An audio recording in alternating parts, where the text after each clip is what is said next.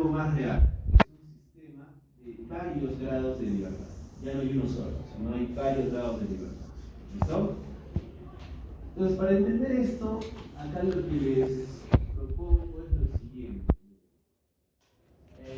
Un poco para entender el concepto de varios grados de libertad, que eso se resuelve calculando las formas de modo de la estructura. Vamos a ver lo siguiente. Acá tengo que, por ejemplo, ¿esto qué cosa es? Esto es un pórtico plano. ¿Sí? ¿Observan? Pórtico plano tiene tres crujías, ¿no? Tres crujías, aquí hay tres. Y tres niveles. 1, 2, 3 niveles.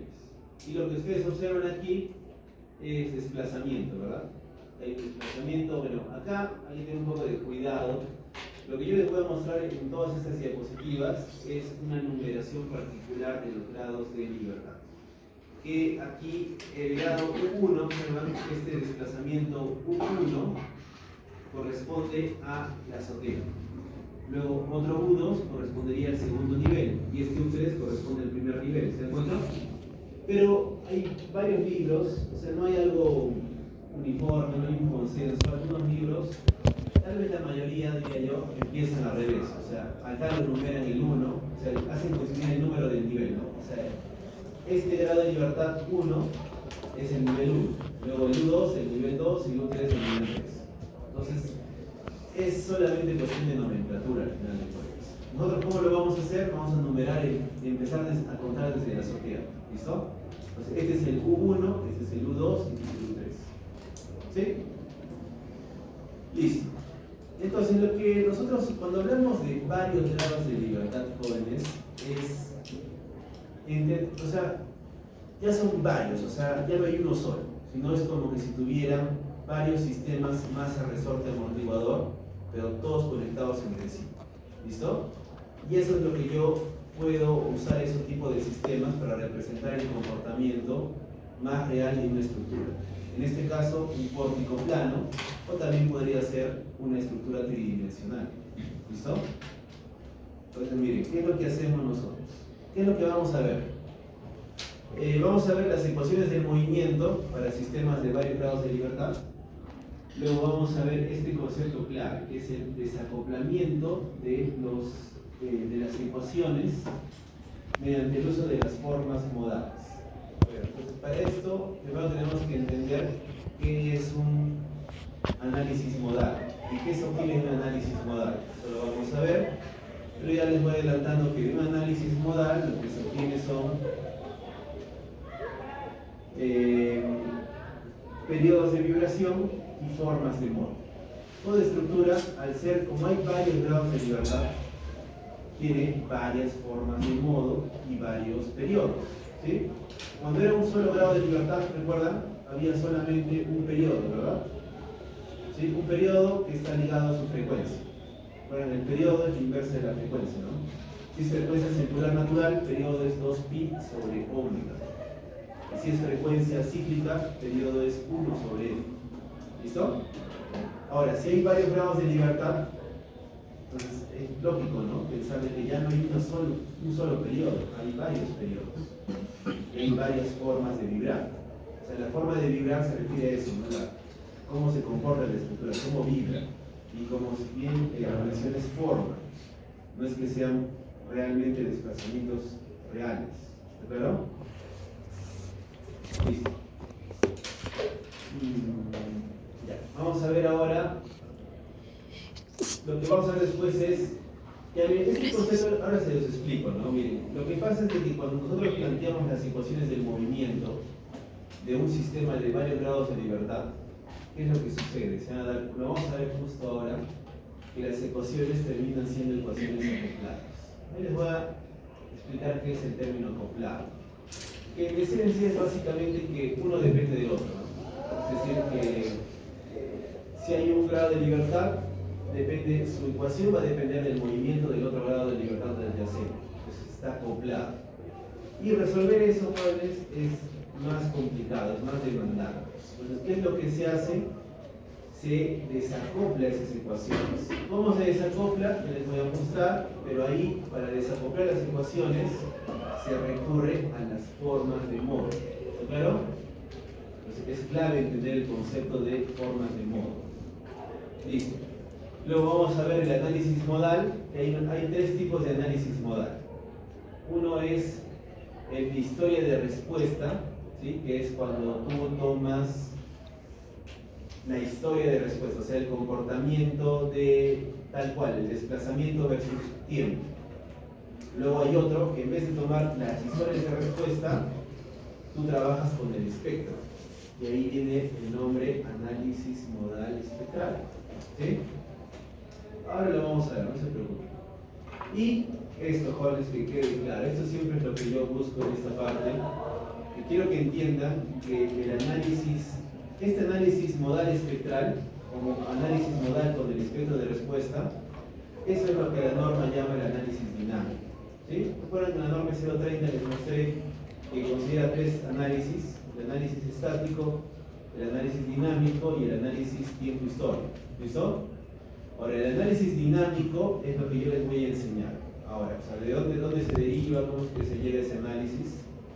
Pero lo que quiero que quede claro es de que el análisis estático, que también lo menciona la norma, que en realidad, jóvenes, es una simplificación del análisis dinámico.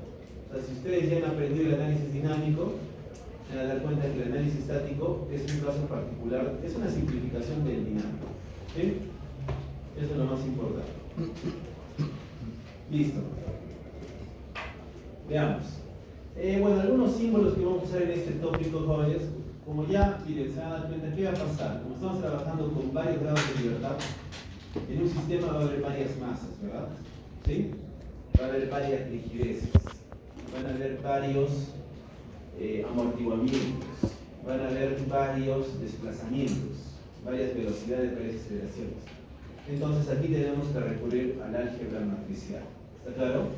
Para ordenar todos los cálculos se recurre al álgebra matricial. Entonces ya hablamos de ecuaciones matriciales. ¿Está claro? Y ahí pues, para representar a las matrices o vectores, para hablar de matrices, la convención va a ser usar corchetes. ¿Está claro? Corchetes, eso ya es una matriz. ¿Qué dejo? Ahí también hay un poco de discusión, ¿no? Porque miren, lo que uso a continuación, mira, aquí abajo, por ejemplo, esta es una matriz. Corchetes y M. Es la matriz M. ¿Sí? Eso se lee matriz M. Pero, ¿qué tengo acá abajo? Acá tengo llaves y tengo la V, ¿verdad? Eso se lee como un vector. Pero tengan en cuenta que en realidad, si vamos a una definición más técnica, un vector no deja de ser una matriz, ¿verdad? ¿Sí? Un vector no deja de ser una matriz. Solamente que es una matriz fila o una matriz columna, pero al final es una matriz. Entonces, cuando hablamos de matriz, nos referimos a matrices que no son filas ni columnas, ¿sí? O sea, tienen más de una fila, más de una columna. ¿Está claro? Y si ya tiene una fila o una columna, nos referimos como vector, y usamos la nomenclatura de llaves. ¿Está claro?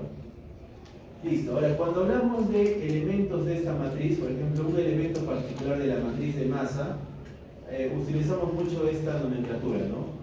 Si, digamos, los elementos de la matriz de masa son M's, ¿sí? Son M minúscula, para identificar, digamos, el casillero en el cual está, se utiliza este IJ, ¿no? O sea, I identifica, el orden siempre es fila, columna, ¿está claro? Entonces, ese elemento es de la iésima fila y la jésima columna. Es el elemento de la matriz M, ¿está claro? Listo, y también puede darse el caso de los vectores, también sus componentes. Ahí no hay necesidad, ¿no? Ya sea un vector fila o un vector columna, ahí hablo del componente B sub I. Es el iésimo componente de la matriz de velocidad. No importa si es fila o si es columna, ¿no? Es el iésimo. ¿Sí? ¿Claro? Y también podemos referirnos a los escalares, ¿no? Por ejemplo, el peso ya es un escalar, ¿no? La gravedad es un escalar. ¿Claro? Y ahí, para diferenciarlos, podemos usar cursiva. Y para diferenciar a los escalares de las matrices y de los vectores, y también de las componentes de las matrices y los vectores. ¿Se entiende hasta ahí? Listo. Ya, bueno, aquí esto lo vamos a pasar rápido, jóvenes. El AC7, similar a lo que también mencionábamos, también menciona pues estos métodos de análisis, ¿no? Por ejemplo, acá te habla de la fuerza lateral equivalente, que le llaman, ¿no? Pero eso es para nuestro caso el método estático, ¿no? ¿Sí? O sea, vamos a la norma.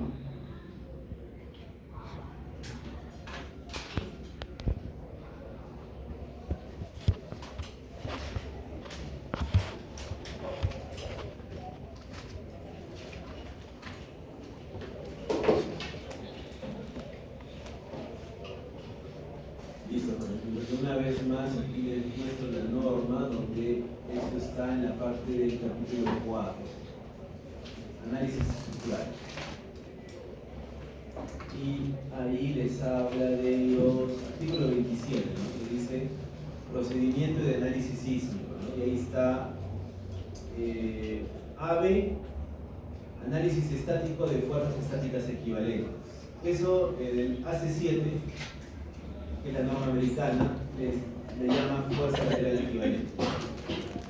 Y el análisis dinámico modal espectral, que es simplemente también a veces llamado análisis dinámico simplemente. Pero el término correcto es modal espectral. Entonces ya creo que el modal lo vamos a explicar lo vamos a entender más en este capítulo, ¿verdad? Pero el espectral ya ustedes ya saben a qué se refiere el espectral, ¿no? Se refiere que trabaja con el espectro de diseño de la norma. ¿Claro? Listo. Entonces, si volvemos aquí.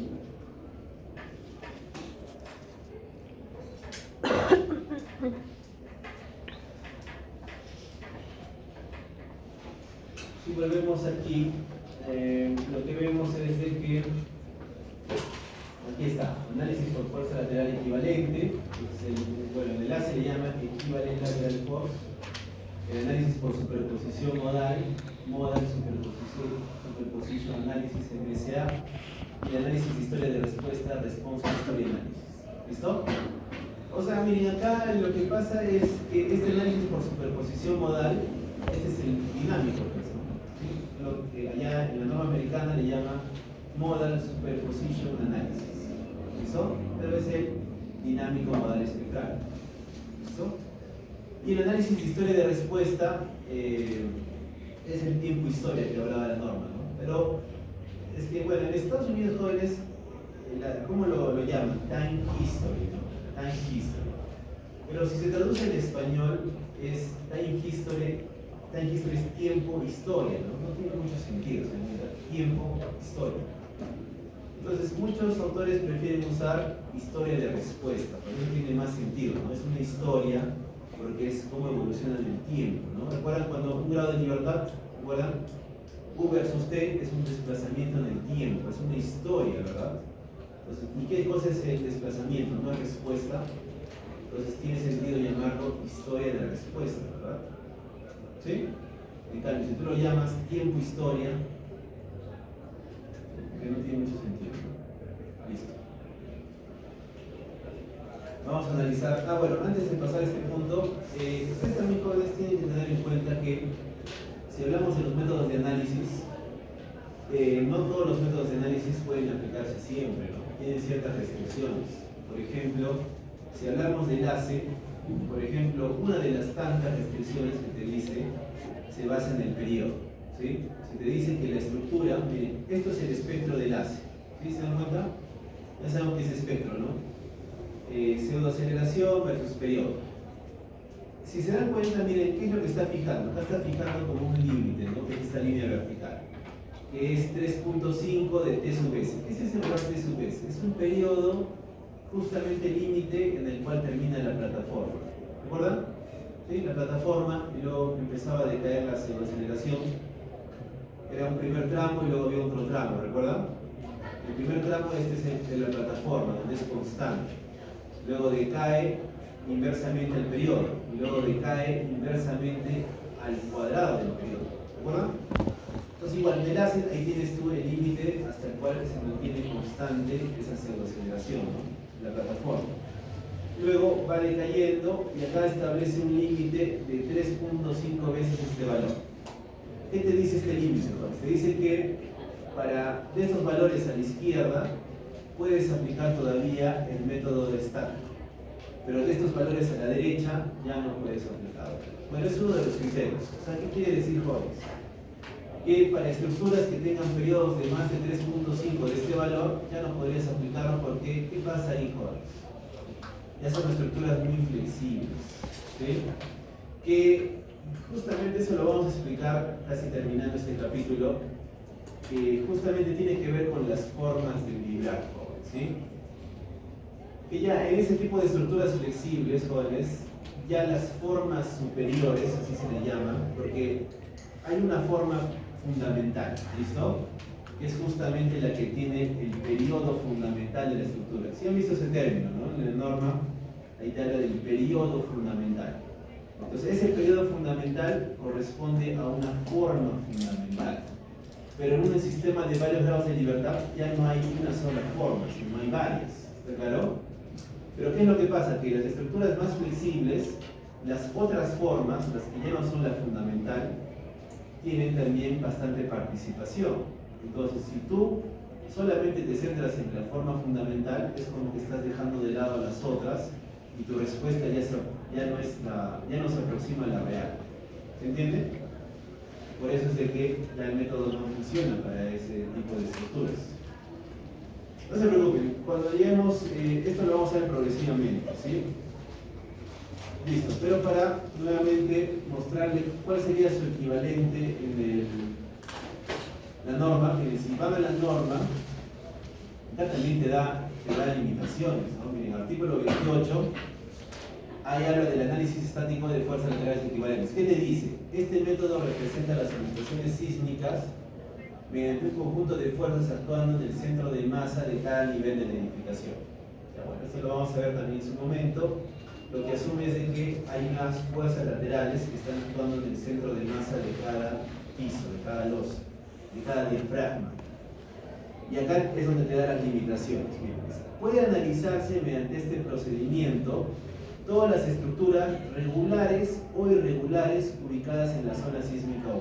Te dice que para la zona sísmica 1 no hay problema. Puedes aplicar este método, así sea regular o así sea irregular la estructura.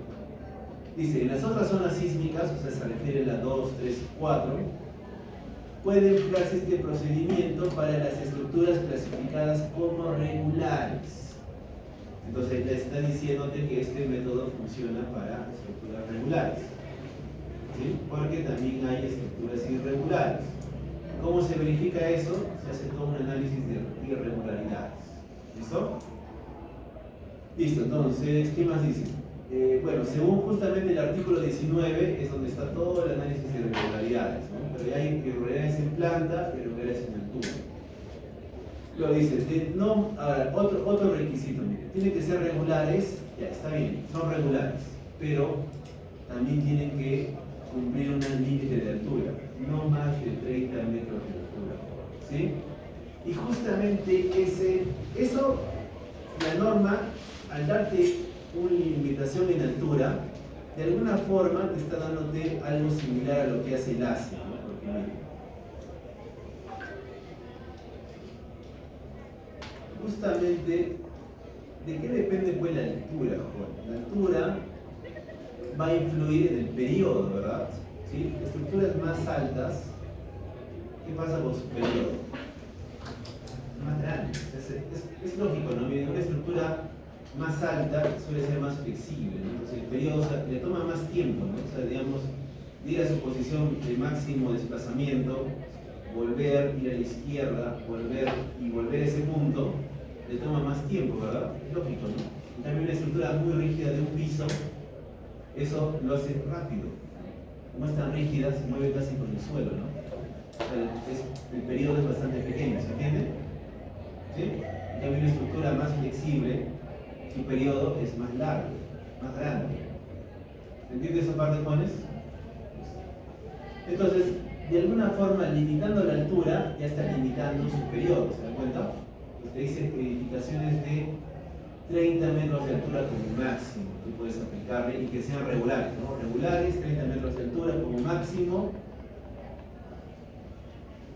Y en el caso de que tú uses muros portantes de concreto armado y albañilería armada o confinada de no más de 15 metros de altura, aun cuando sean irregulares.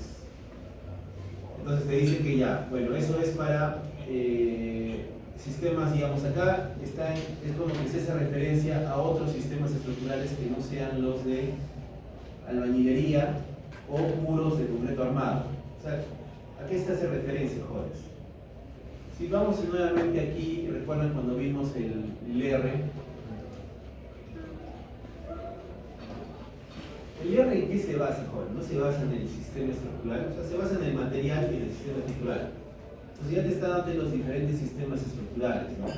Que para el caso del concreto armado puede haber un sistema de pórticos, o sea, que los que resisten el sismo son las columnas y las vigas, ¿no? Por ejemplo, este edificio es un sistema de pórticos, ¿no? Por eso se dan cuenta las columnas son peraltadas, las vigas son peraltadas, ¿no? Porque lo que está resistiendo el sismo son los pórticos que se están formando. ¿Está claro? Nuevamente hay sistemas duales. Un sistema dual es cuando hay pórticos y cuando hay muros estructurales. ¿Sí? Entonces de ahí vamos al caso de muros estructurales. Un sistema de muros estructurales es cuando tú tienes lo que se llaman pues, las placas de concreto armado. ¿Sí? Las que toman principalmente la fuerza sísmica son estas placas de concreto armado, que ya tienen longitudes considerables, ¿no? Longitudes de más de 2 metros, distribuidas en diferentes ubicaciones en la estructura. ¿Sí? Son muros estructurales. Y la combinación de ambos, muros estructurales con pórticos, es lo que se llama dual. ¿Está claro? Listo. Y en el caso de albañilería armada o confinada, esto ya lo saben del curso de albañilería, ¿verdad? El sistema principal es muros, pero lo que se entiende por albañilería es de que los que van a resistir la fuerza son muros. ¿Está claro? Entonces lo que está diciendo la norma en ese artículo está diciéndote que para el caso de que tú tengas ya sea muros de concreto armado o muros de albañilería, este método de análisis estático aplicaría solamente para 15 metros de altura. ¿Listo? Que justamente también coincide con el máximo número de altura, bueno, con la máxima altura que puede tener una edificación de albañilería, ¿no? Si recuerdan que es 15 metros o 5 pisos. ¿Listo? Ya está.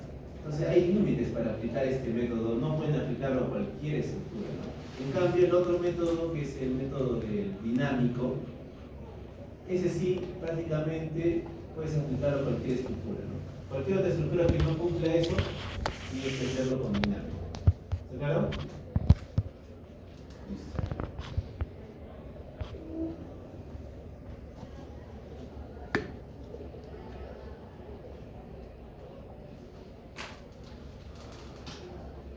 Ya, rápidamente, pues, vamos a ver el concepto de grados de libertad. ¿Sí? ¿Qué se entiende por grados de libertad? Grados de libertad, jóvenes, básicamente son posibilidades de desplazamiento. ¿Está claro? Ahora, por ejemplo, si esta estructura nos centramos en los nodos de la estructura, es un pórtico plano, ¿te das cuenta? Si yo me centro en los nodos, o sea, el nodo pues es el encuentro de las columnas con las vigas, ¿verdad? Los integrados, ¿verdad? Va desde el 1, 2, 3, 4, 5, 6, 7, 8, 12, en la parte de la base 3, 14, 15, 16. Listo. Esos serían los nodos de la estructura, ¿verdad? Ahora, yo por cada nodo puedo identificar posibilidades de movimiento. ¿Cómo se puede mover ese nodo? En un plano hay 3 posibilidades. Se puede desplazar el nodo lateralmente, o sea, digamos, si esto es X, se puede desplazar en X, ¿verdad? ¿Sí? Ahora, vamos, si definimos un sistema de referencia,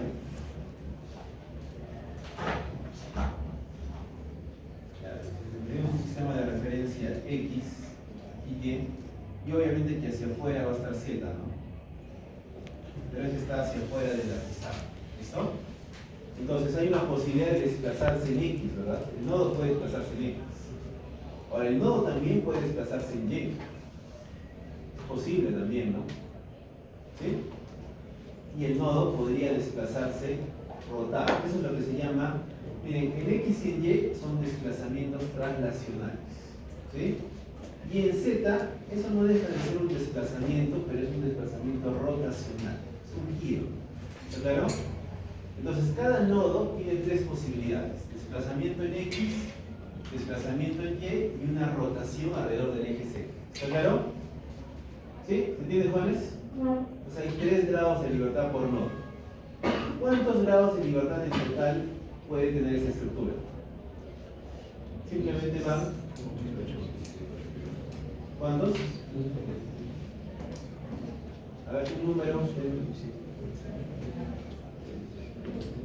¿Cuántos grados de libertad tiene esta estructura? 48. Exacto, justamente lo que menciona su compañero. Ahora, hay que diferenciar los grados de libertad libres de los grados de libertad restringidos. Análisis 2, ¿sí? Para que la estructura pues sea lo que se llama, mejor dicho, para que la estructura conlleve a un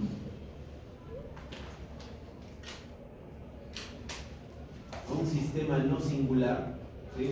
O sea, que se pueda resolver, tiene que tener lo que se llaman las condiciones de contorno, ¿no?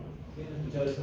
Condiciones de contorno, que en nuestro caso de estructuras, las condiciones de contorno son específicamente condiciones de contorno del desplazamiento. En otras palabras, los apoyos, ¿sí? Si no, no se puede resolver. Si ustedes esta estructura no le colocan apoyos, restricciones, no tiene solución. O sea, no, es como que está en el aire, ¿no? Como que no hay un límite, ¿no? No hay un contorno que lo define. ¿Entienden? Entonces, lo que pasa aquí es que si ustedes observan los nodos justamente 13, 14, 15, 16, eso es un empotramiento, ¿sí? Pues están restringidos, ¿no? Un empotramiento, jóvenes, te restringe tanto desplazamiento en X, en Y, y también te restringe de rotación, ¿no?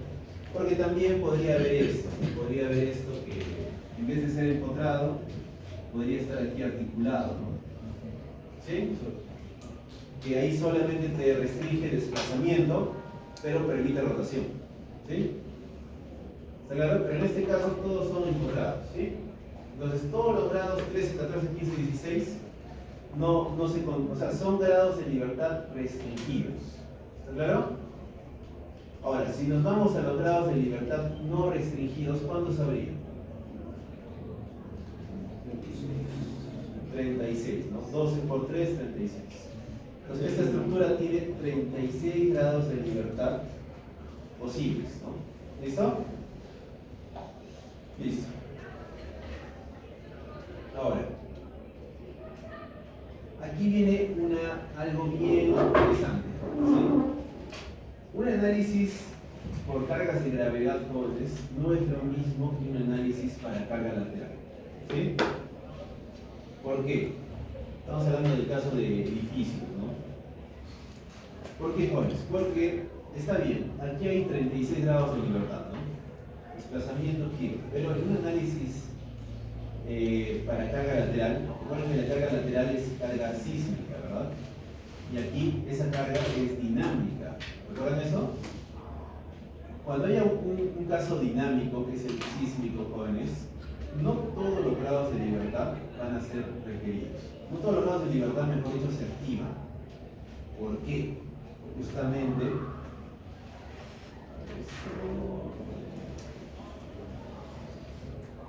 ya, miren, mejor veámoslos aquí.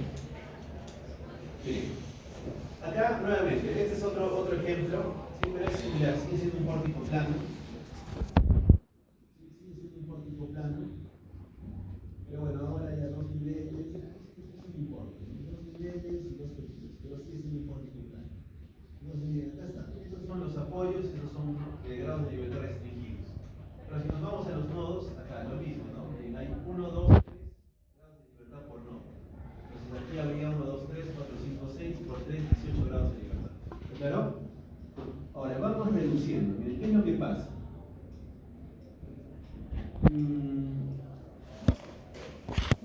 Ya, normalmente, jóvenes, cuando hablamos de estructuras de, digamos, mediana y pequeña altura, el grado de libertad, miren, observen, el grado de libertad vertical, ¿qué cosa era? Desplazamiento en Y, ¿no? Todos estos flechas hacia arriba implican desplazamiento en Y, ¿verdad? Ahora, vamos a hacer el caso. Las columnas, es cierto que soportan carga axial, ¿no? Carga axial y momento vector. Pero, ¿ustedes creen que las columnas se deforman axialmente, jóvenes? O sea, se desplaza la columna. O sea, ese nodo, ¿no está el nodo? Cuando ahorita ven que el nodo se ha desplazado, o sea, se ha sentado, jóvenes. No, ¿verdad? ¿Por qué? Porque tiene gran rigidez axial la columna. La columna está bien, o sea, está soportando carga axial, pero que se deforme por carga axial no se da. Podría darse, eso es lo que se llaman los efectos P delta. ¿Han escuchado? Efectos P delta, es cuando ya tú consideras esa deformación por carga axial, pero ya eso se llaman efectos P delta. Entonces, dejando de lado efectos P delta, esos efectos de P delta, ¿cuándo se podría dar eso, jóvenes? Cuando ya soporta gran cantidad de carga axial, ¿no? Por ejemplo, una estructura de muchos niveles, ¿sí? Ahí sí, pues la carga axial es considerable, ¿no? Y cuando haya carga sísmica, probablemente va a haber ese efecto de desplazamiento vertical. ¿Se dan cuenta? Entonces, para estructuras de mediana, baja altura, no es un problema el desplazamiento. Entonces, ¿qué puedo asumir? Puedo asumir de que las columnas se comportan axialmente rígidas y no se van a deformar. Entonces, ¿qué pasa con todos los grados de libertad verticales? Se van. ¿Listo? Ese es un punto. O sea, ella de los 18 puedo descontar 6, ¿verdad? ¿Sí? Me quedarían 12. ¿Qué pasa en las estructuras, jóvenes? Eso es lo que explicaba en el oritorio. El vaciado de las vigas y la losa se hace. ¿Cómo se hace el vaciado? Vamos por separado, jóvenes. Monolítico, ¿verdad? Y ese vaciado monolítico, eso es lo que permite tener lo que se llama el diafragma, ¿sí? Que este concepto del diafragma, o sea, el diafragma no es otra cosa que la losa, ¿sí? Esto que está aquí es un diafragma, solamente que ya toma el nombre de diafragma cuando nosotros ya lo analizamos ante cargas ya no perpendicular, ¿no? Sino carga lateral, ¿sí? Porque ustedes lo que han aprendido en concreto armado 2 y 1 es diseñar losas, pero para carga perpendicular, ¿no? Eso es carga de gravedad, ¿no?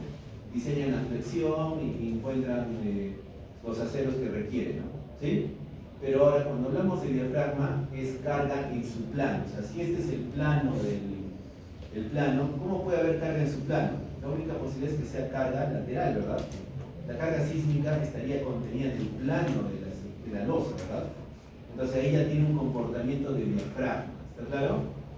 Entonces, estos diafragmas de losas, ya sean macizas, losas aligeradas, tienen comportamientos de diafragma rígidos, ¿sí? Porque, imagínense, jóvenes, pues es una masa de concreto, no sé, si es un diafragma de maciza, losa maciza, estamos hablando mínimo unos 15 centímetros de puro concreto, ¿no? ¿Se dan cuenta? Eso, con cargas en su plano, no se deforma, ¿no? O sea, ¿cómo vas a deformar eso? Tiene que tener mucha carga, ¿no? ¿Está claro? Igual, las mismas losas aligeradas. Está bien, son viguetas, ¿verdad? Y que se rellenan con ladrillo, ¿no? Tú le quitas, prácticamente lo que haces es que fuerzas a que se comporte en una dirección, se flexione, ¿verdad? Por eso le quitas rigidez en un sentido, ¿no? Le haces viguetas y le haces que se comporte en esa dirección, ¿verdad? Que son las unidireccionales. Igual, pero ¿qué tienen arriba? No tienen una loseta de 5 centímetros. Esos jóvenes ya axialmente, o sea, en su plano, no se reforman, sino más, ¿no? Entonces, todo eso se consideran como diafragmas rígidos, ¿está claro? Ahora, hay otro detalle, que los diafragmas no siempre van a tener comportamiento rígido, porque ¿qué puede pasar? Ya puede ser que tu losa sea maciza, ¿no? Pero ¿qué pasa si la losa es muy alargada? Estamos hablando, digamos, que tiene 8 metros y tiene como 30 metros de largo. Ya ahí sí, jóvenes, también es importante la geometría, ¿no? A pesar de que sea maciza, como es tan larga, ya va a tener un comportamiento, va a tener cierta deformación ya también, por flexión, más que todo. ¿Listo? En su plano. Bueno, en conclusión, jóvenes, los diafragmas, si asumimos que son diafragmas rígidos, ¿qué es lo que pasa? El desplazamiento de este nodo, si es todo rígido, jóvenes, el desplazamiento horizontal no es el mismo, es un rígido, es un cuerpo rígido. O sea, lo que se desplaza aquí no sería lo mismo que se desplaza aquí y lo mismo que se desplaza aquí. Entonces todo ese grado de libertad no sería uno solo, un solo desplazamiento por piso. Ya está. Entonces, de esos 1, 2, 3, 4, 5, 6, solo me quedo con 2, uno por piso. ¿Está claro? ¿Por qué? Porque estoy asumiendo que tiene un comportamiento de diafragma rígido. ¿Está claro? En el caso de las vigas, ya si nos vamos a un pórtico, lo que estoy diciendo en el caso de las vigas, que son vigas axialmente rígidas. ¿Está claro? No se deforman las vigas. Entonces, ¿con qué me quedo, jóvenes? Me quedo con 8 grados de libertad, ¿no? 1, 2, 3 rotacionales, otros 3 rotacionales, 6 y 2 traslacionales. 8. Listo. Ahora, este primer análisis,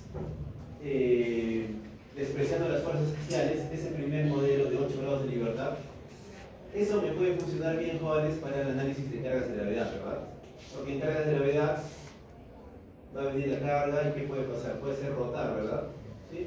Si le colocas carga a las vigas, en los nodos va a haber cierto giro, ¿verdad? ¿Sí? Ya, pero a carga lateral, jóvenes, ¿cómo es la carga lateral? Una carga en Y. ¿Ustedes creen que va a generar giros? Es una carga, es como que estás colocándole carga aquí. Pues está bien, o sea, pueden existir esas posibilidades, pero lo que va a generar un análisis dinámico de fuerza lateral solamente va a activar estos 2 grados de libertad, ¿se dan cuenta? El U1 y el U2. ¿Sí? O sea, un grado de libertad por cada nivel. ¿Se entiende? Entonces, de los 18 grados de libertad que tenías, bueno, pasamos a 8 por las cuestiones de ignorando la deformación axial de las columnas y considerando el efecto de diafragma rígido, pasamos a 8. Eso está bien para un análisis de carga de gravedad, ¿sí? Pero para un análisis dinámico de fuerza lateral, ¿sí? Eso se queda en 2. ¿Está claro? ¿Se entiende, Juanes? Entonces, ahí, esos 2 grados de libertad, para diferenciarlos, los llamamos grados de libertad dinámicos, ¿sí? Grados de libertad dinámicos de la estructura. Entonces lo mismo, Juanes, pasa aquí, ¿no? Aquí, de esos 12 por 3, 36, ¿cuántos grados de libertad dinámicos tendría esta estructura? 3, 1 por piso. Listo. Ya, ahora vamos a recordar algo rápidamente, Juanes. Vamos a hacer esto rápido y quiero hacer un poco, en los últimos 15 minutos, algo interesante de la enlace de la cosa. Miren, ustedes recuerdan, han hecho, cuando han llevado análisis 1 y 2, seguramente, ya, ustedes saben que hay 2 métodos, ¿verdad? Principales para los análisis, han visto los métodos clásicos, ¿no? Y había 2 métodos principales, de los cuales se derivaban otros submétodos, ¿no? Pero era el análisis basado en fuerzas, ¿sí? Y el análisis basado en desplazamientos, ¿recuerdan? ¿Sí? Mecánica de materiales 1, mecánica de materiales 2, ya han visto esto. En análisis 1 también, análisis 2 también. Había un método que era basado en fuerzas y otro basado en desplazamientos. ¿Está claro? Y luego, cuando han hecho análisis 2 seguro, lo que se han centrado es en el método de las rigideces, ¿verdad? Que es el método basado en desplazamientos. ¿Recuerdan?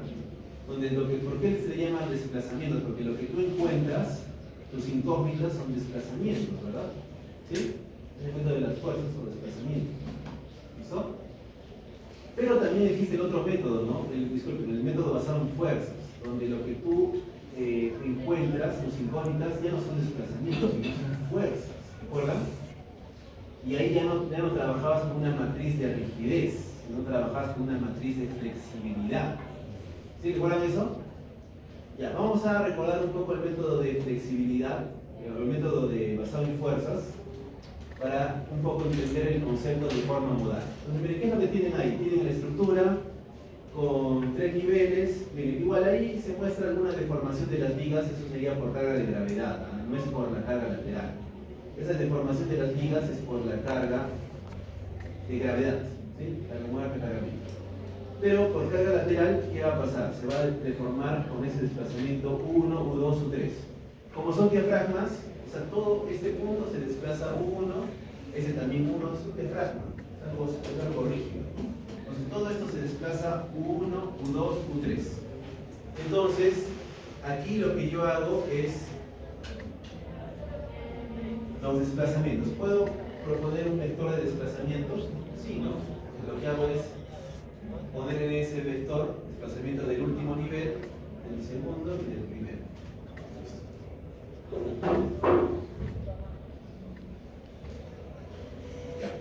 ¿Qué es lo que yo haría para encontrar la matriz de flexibilidad?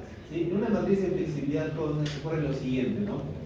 Rápidamente, o sea, la matriz de flexibilidad, para empezar en este método, mejor vámonos al método, ¿ya? Ya, acá está.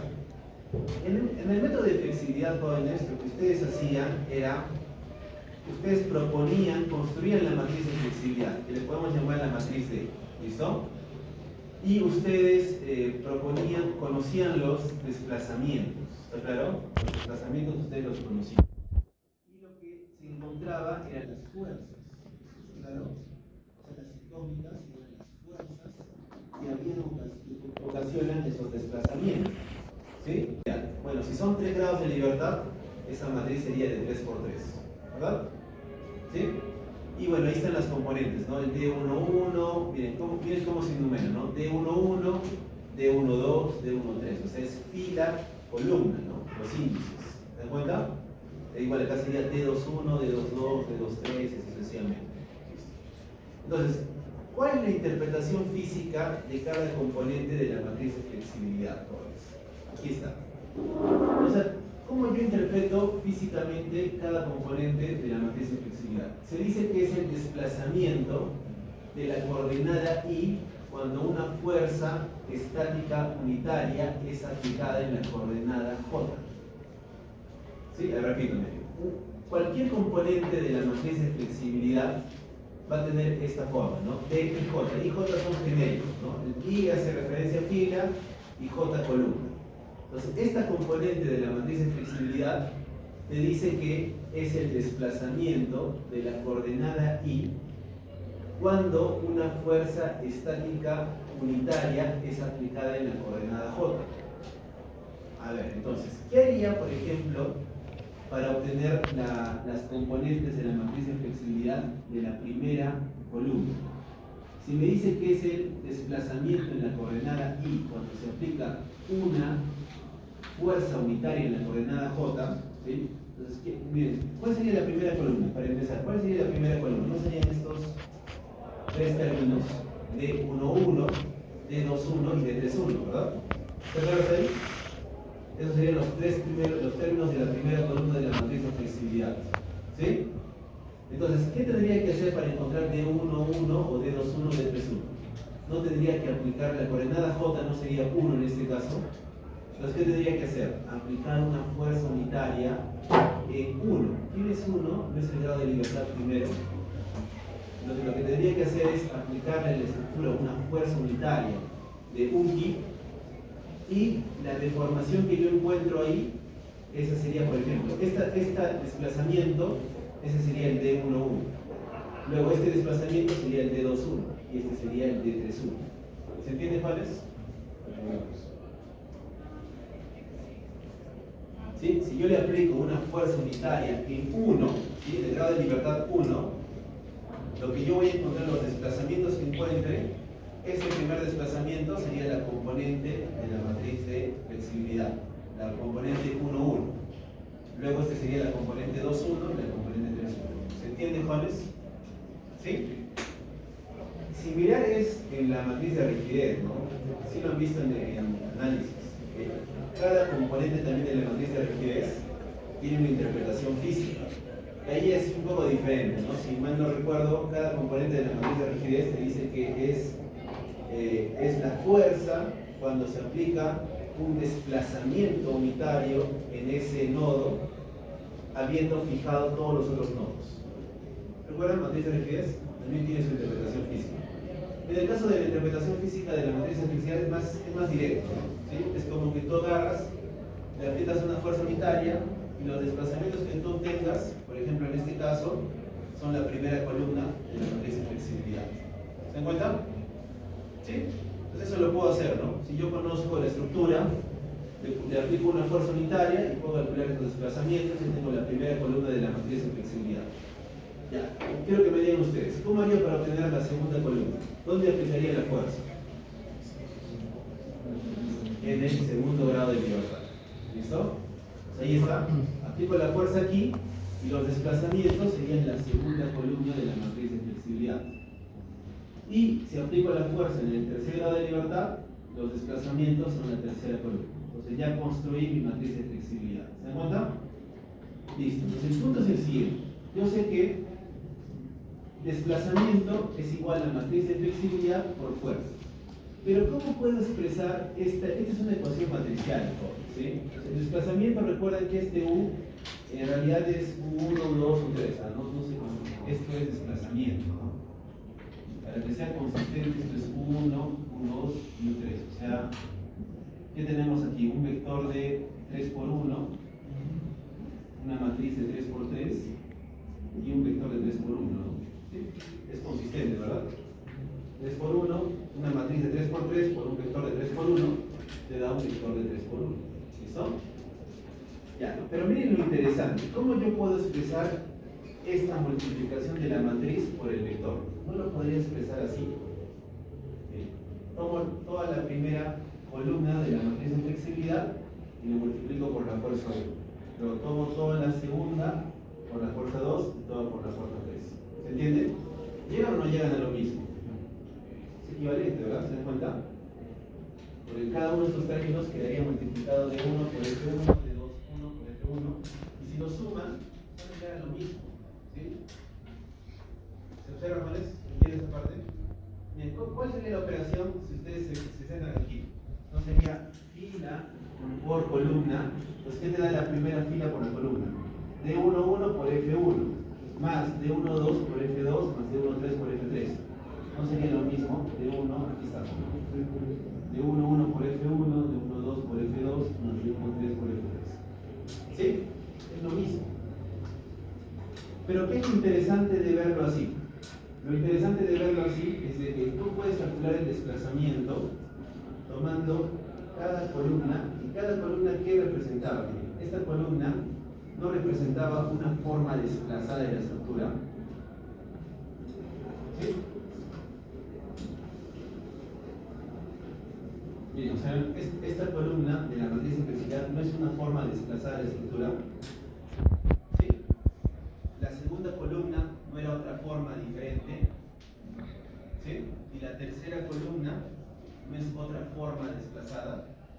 Entonces lo que me está diciéndome aquí es de que simplemente para encontrar el desplazamiento es como una forma de desplazamiento de la estructura por la fuerza que la ocasiona, más otra forma, por otra fuerza, por la otra forma, por otra fuerza. ¿Listo? Eso, jóvenes, este concepto es básicamente en lo que consiste las formas de modo. ¿Sí? Las formas de modo, vamos a ver qué es eso. Es básicamente hay una forma desplazada que responde a una fuerza. Mejor dicho, a un periodo. Por un periodo hay una forma. Luego por otro periodo hay otra forma. Y por otro periodo otra forma. Y si tú combinas todas las formas, obtienes finalmente la forma de desplazamientos en la estructura. ¿Sí? Entonces, ¿para qué utilizo este concepto de la matriz de flexibilidad? Para entender un poco lo que vamos a ver más adelante de las formas de modo. ¿Está claro? Listo. Y para cerrar esto, jóvenes, miren.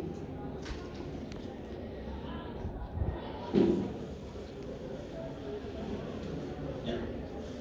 Si ustedes tienen la matriz, esta es la matriz de flexibilidad, ¿no? D por fuerza es igual a U.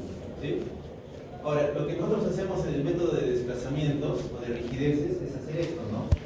K por U es igual a F, ¿no? Matriz de rigidez por vector de desplazamiento es igual a vector de fuerzas. Y lo que encontramos son desplazamientos, ¿verdad? Se resuelve para desplazamientos.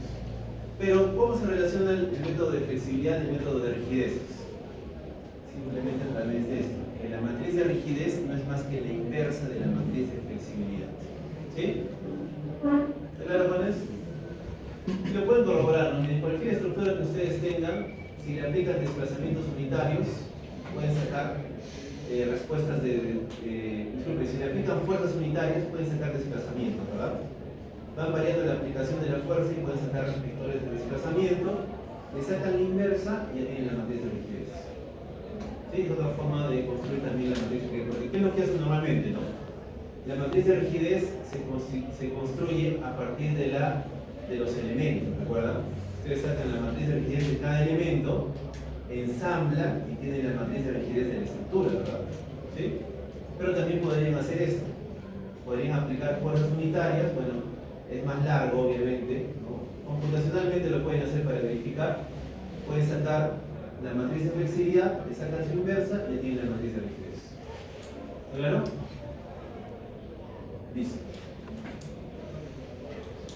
Ya nos quedamos aquí, ¿sí? Para ver, ya lo que viene es la condensación estática. Eso lo vemos mañana. Entonces, para terminar esta parte, jóvenes,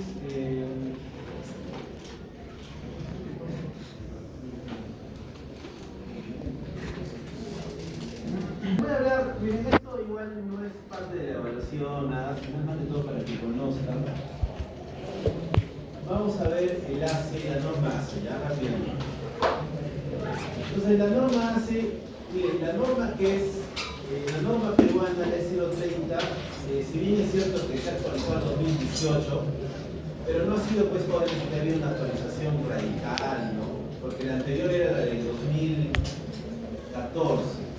En el 14 sí es donde hubo una gran cambio porque ahí se incluyó la zona 4. Antes había zona 3 nada más. Entonces a partir de 2014 se incluye la zona 4, ¿no? Que representa pues un cambio drástico, porque cual es diseñar para, antes era punto 4, si no me equivoco. Entonces ahora se ha incrementado en la zona 4, punto 45. ¿Qué implica eso, jóvenes? Que cuando han tenido que diseñar con la nueva norma, ha incrementado el peligro sísmico, ¿no? O sea, las fuerzas, no es lo mismo diseñar para punto 4 que para punto 45, ¿se entiende? Porque el cortante ha aumentado, ¿verdad? ¿Sí? Entonces hay que hacer hay que tener en cuenta ese cambio. El 2014, antes del 2014, había 3 zonas. La aceleración máxima de la zona 3, que era esa, y prácticamente la zona 3 era lo que conocemos ahora como la 3 y la 4 estaban juntas. Era 0.4 la aceleración. Y después del 2014 se dividió en las 4 zonas, pero básicamente después de eso tampoco es un cambio drástico. En cambio, estas normas del ACE, ya estas les comento que se actualizan cada 6 años. O sea, hay un comité que trabaja específicamente en la norma y cada 6 años la actualiza. O sea, hay el ACE 710, el ACE 716 y el ACE 722. Es el más reciente, ¿está claro? Listo, y si hay cambios de versión a versión, sí hay cambios sustanciales a veces. Pero lo que yo he verificado es de que la que es más cercana a la norma 030, es más, la norma 030 toma muchas cosas del ACE, es el ACE 710. Claro, por eso lo estoy mostrando aquí, el ACE 710. Ahí está. Es Minimum Design Load for Building Another Extraction, ACE 710. ¿Listo? Entonces lo que quiero mostrarles jóvenes es cómo ellos construyen para terminar esta parte, cómo ellos construyen su espectro de diseño. Y aquí nos vamos aquí, al capítulo 11. Criterio de diseño sísmico. Y ahí está, miren. Justamente está lo que les comentaba tanto, ¿no? Ese es el espectro de diseño del ACE. ¿Listo? Pero bueno, ellos consideran esta rampa inicial, ¿no? Que en realidad es lo más real, ¿no? Porque, como han visto, el espectro no es que viene así, ¿no? El espectro va creciendo, llega a un pico máximo y luego empieza a decaer, ¿no? Ellos sí están considerando esa rampa inicial. Pero ellos no trabajan con el C, jóvenes. El C ellos no tienen como un C para nosotros. Nosotros tenemos el C, ¿verdad? El C es como este esqueleto, ¿no? Es el coeficiente de amplificación de fuerza sísmica, ¿verdad? Ellos no trabajan con un C. De frente te dan estos valores de, miren, ¿qué ven aquí? SDS, ¿verdad? Luego ven SD1. Esos SDS y esos SD1 ya son valores de pseudoaceleración. O sea, acá en el caso del ACE, de frente te da la pseudoaceleración. No se da que primero calculas con el C y luego calculas pseudoaceleración. Y aquí lo que quiero mostrarles es de que esto, miren, por ejemplo, para calcular ese SDS, que es el valor de la aceleración en la meseta, ¿verdad? En la plataforma. ¿Observan? ¿Cómo lo calcula? 2/3 de SMS. ¿Cuánto es 2/3? No es la inversa de 3 medios, ¿sí? Y a su vez no es 1.5. ¿Se entiende eso? Entonces, ¿qué es lo que está haciendo? Lo que está haciendo, jóvenes, es este valor SMS le está dividiendo entre 1.5. Entonces, es lo que les decía. Ello está llevando del sismo máximo, para llevarlo al diseño, lo divide entre 1.5. ¿Está claro? Ahora, este SMS, ¿quién es este SMS? Este SMS es una aceleración, aquí está, esta aceleración SMS, allá, aquí está. ¿De qué depende esa aceleración SMS? Depende de un factor FA y depende de un SS, ¿sí? Ya, este SS, miren, lo sacan de, mejor dicho, el FA, jóvenes, el FA, aquí está, el FA, lo sacan de esta tabla, ¿sí? ¿Esto no les parece similar a esa tabla? Miren, ¿qué tienen acá? Site class, A, B, C, D, E, F. Y acá que tienen valores de, en función del SS, que no es más como un... A ver, este SS no es más que aceleración. SS es aceleración del terreno, ¿sí? Aquí está, miren, SS, ya está. Te dice que es parámetro de aceleración de respuesta espectral MCER. ¿Qué es ese MCER? Maximum Considered Error. Ese es el sismo máximo. ¿Está claro? Entonces, miren, esta tabla no se les hace parecida, jóvenes. Site class, y acá tienen parámetros de aceleración. ¿Quién te daba la aceleración del norte 030? El factor de zona. Y para sacar el factor del suelo, ¿qué hacías? Entrabas al cuadro de doble entrada. ¿Y con qué entrabas al cuadro de doble entrada? Con perfiles del suelo, ¿verdad? Entonces, estos son perfiles del suelo. En el caso de Estados Unidos, basta el perfil F. ¿Sí? Pues acá lo que tienen es perfil del suelo versus aceleraciones. Es como nuestro factor C. ¿Y qué sacas con eso? Sacas un coeficiente FA. O sea, el FA, en otras palabras, es como nuestro factor del suelo S. ¿Listo? ¿Está claro? Pero ese factor del suelo tienes que multiplicarlo por SS. O sea, esa es la aceleración máxima del terreno. Y acá, ya con eso terminamos. Les quiero mostrar esto.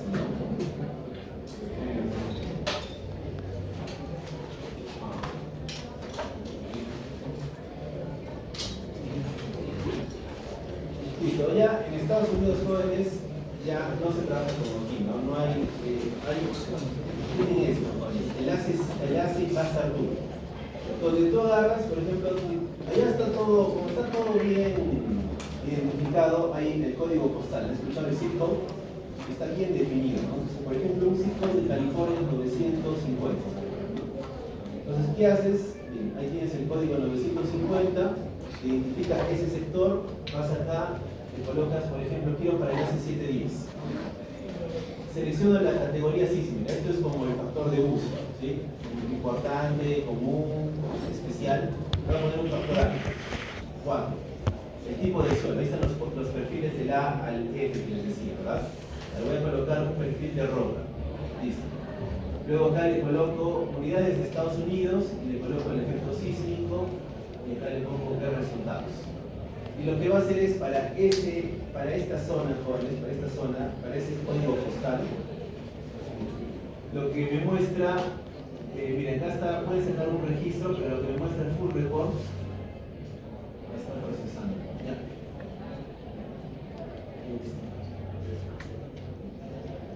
Bueno, está demorando, pero veamos el registro. ¿Qué te da? Te da el SS. Ya te da también el S1, el FA, el FB, te da todos los valores. O sea, ya está todo está tan, o sea, hay tanta información con eso que tú puedes ver de una casa, porque es como que cada casa tiene su código postal. Tú tú puedes sacarle específicamente la aceleración que esperas ahí. Pero son aceleraciones máximas. Luego eso tienes que multiplicarlo o dividirlo entre 1.5. ¿Listo? O sea, ya está todo ya, ¿cómo se puede decir? Todo está digitalizado, todo está en información, hay bastante información, ¿no? Y para llegar a eso, jóvenes han tenido que hacer ya pues microsonificación sísmica, ¿no? De una pequeña sectora han sacado estudios de suelos, ensayos